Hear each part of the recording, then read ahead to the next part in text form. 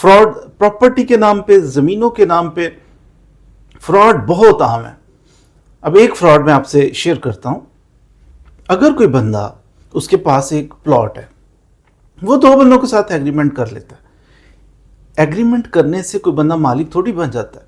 Revenue card जो है वो उसी के नाम पे रहता है जो बेचने वाला है। तो वो एक बंदे के साथ एग्रीमेंट कर रहे हैं, जनाब लाओ टोकन दो, एडवांस दो मुझे 10 लाख रुपया, 50 लाख की प्रॉपर्टी है, 10 लाख मुझे दे दो।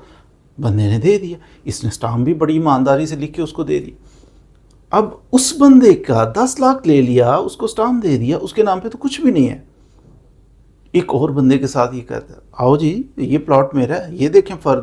कहते हैं हाँ आपके नाम पे, बेचना जी बेचना, एडवांस दो मुझे। उससे 15 लाख ले लिए, उसको भी एक स्टाम्प लिख के दे दिया, सौदा हो गया। इतनी देर बाद आप बाकी पैसे दें, दोनों को ही लारा लगा लिया, दोनों से पैसे ले लिए। बनेगा क्या, ये प्लॉट मिलेगा किसको? दोनों पार्टियां, जो भी एग्रीमेंट किया जाता है, पार्टी फिर चैलेंज कर सकती है कि एग्रीमेंट किया, ये मुझे प्रॉपर्टी दे।